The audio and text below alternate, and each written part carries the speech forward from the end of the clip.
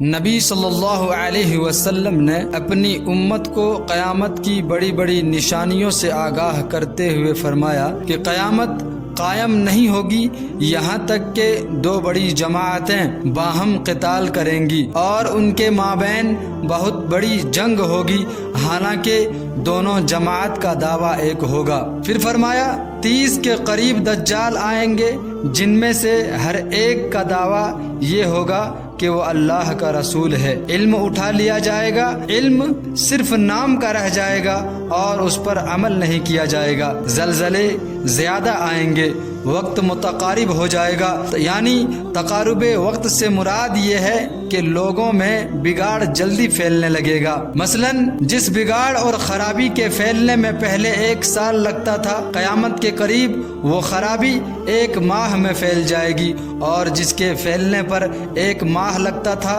قیامت کے قریب چند گھڑیوں میں پھیل جائے گی۔ جیسا کہ آج کل میڈیا اتنی ترقی کر چکا ہے کہ گھر گھر میں دنیا بھر کی ٹی وی چینلز تک رسائی ممکن ہو چکی ہے، اور ان کے ذریعے پل پل کی خبریں پوری دنیا میں پھیل جاتی ہیں۔ اس کا دوسرا مفہوم یہ بھی ہو سکتا ہے کہ وقت تنگ ہو جائے گا اور اس کی برکت ختم ہو جائے گی، فتنوں کا ظہور ہوگا، قتل عام ہو جائے گا۔ یہ علامت عصر حاضر میں موجود ہے، چنانچہ بنی آدم خاص طور پر مسلمانوں کا خون اور اس قدر ارزاں ہے کہ پانی کی طرح بہہ رہا ہے۔ افغانستان، فلسطین، کشمیر اور عراق وغیرہ اس کی زندہ مثالیں ہیں۔ اسی طرح مال بہت زیادہ ہو جائے گا، حتیٰ کہ صاحب مال صدقہ دینے کی خاطر مستحق کی تلاش میں سرگرداں ہوگا۔ پھر جب کسی کو صدقہ پیش کرے گا تو وہ کہے گا کہ مجھے اس کی ضرورت نہیں۔ لوگ عمارتیں بنانے میں ایک دوسرے پر فخر کریں گے۔ ایک آدمی دوسرے آدمی کی قبر سے گزرے گا تو کہے گا کاش میں اس کی جگہ پر ہوتا۔ سورج مغرب سے طلوع ہوگا،